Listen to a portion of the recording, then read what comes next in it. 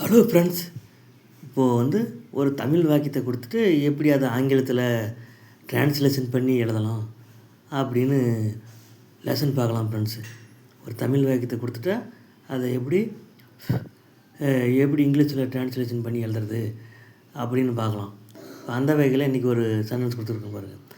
ஆசிரியர் ஓடிக்கொண்டிருந்த பேருந்திலிருந்து குழந்தைகளுக்கு படங்களை காட்டி கொண்டிருந்தார் இப்படின்னு ஒரு நீளமான தமிழ் வாக்கியம்.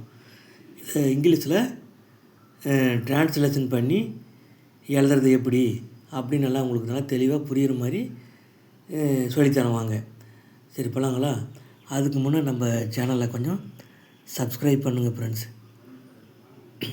உங்கள் ஃப்ரெண்ட்ஸுக்கெல்லாம் இந்த வீடியோவை ஷேர் பண்ணுங்கள். கமெண்ட் காலத்தில் பாசிட்டிவாக கமெண்ட்ஸ் போடுங்க. சரி போகலாங்களா? ஆசிரியர் ஓடிக்கொண்டிருந்த பேருந்திலிருந்து குழந்தைகளுக்கு படங்களை காட்டிக் கொண்டிருந்தார் இப்படின்னு ஒரு நீளமான தமிழ் வாக்கியம். இதை இங்கிலீஷில் ட்ரான்ஸ்லேஷன் பண்ணி எப்படி எழுதுறதுன்னு சொல்லி தருவாங்க. ஸ்டெப் 1. வாக்கியத்தில் தமிழ் வாக்கியத்தில் கடைசியில் இருக்கிறது தாங்க வெர்பு. கடைசியில் இருக்கிற வார்த்தை என்னதுங்க? காட்டி கொண்டிருந்தார். அதான் வெர்பு. அந்த வெர்பை பார்த்து யார் அல்லது எது என்ற 2 கேள்விகளை கேட்டால் வரும் பதில் சப்ஜெக்ட் ஆகும். கேளுங்க. காட்டி கொண்டிருந்தார். யார் காட்டி கொண்டிருந்தார்? யார் காட்டி கொண்டிருந்தது? டீச்சர்.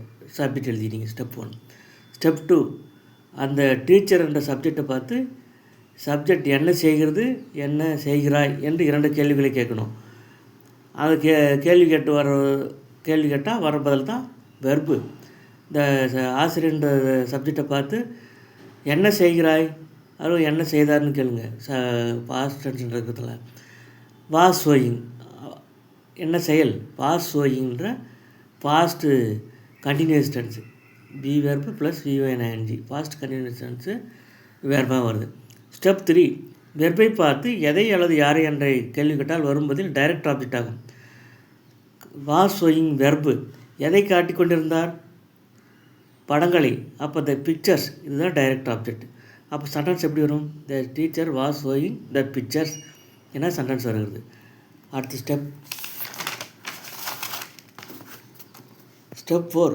வெர்பை பார்த்து யாருக்கு அல்லது யாரிடம், எதற்கு எதனிடம் என்ற கேள்வி கேட்டால் வரும்பதில் இன்டைரக்ட் ஆப்ஜெக்ட் ஆகும். அப்போது இதை பார்த்து கேளுங்க. யாரிடம் காட்டி கொண்டிருந்தால் அது யாருக்கு காட்டி கொண்டிருந்தார்?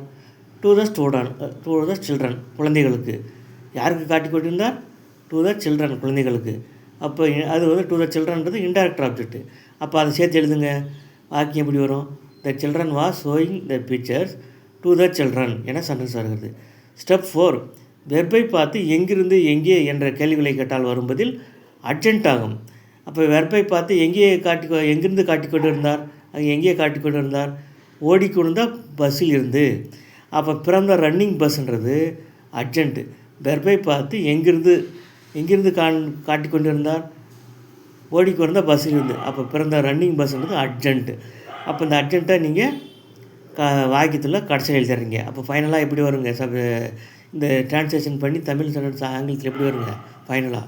The teacher was showing the pictures to the children from the running bus. இப்போ புரிஞ்சுல ஃப்ரெண்ட்ஸு? எப்படி ஆங்கிலத்திலேருந்து இந்த நீளமான தமிழ் வாக்கியத்தை தமிழ்லேருந்து ஆங்கிலத்திலேருந்து ட்ரான்ஸ்லேஷன் பண்ணுறதுன்றது இதை ஒரு 2-3 டைம் போட்டு கேளுங்க ஃப்ரெண்ட்ஸு. உங்களுக்கு புரிஞ்சிடும். விளக்கமாக நீங்கள் எழுத கற்றுக்கலாம். நன்றி.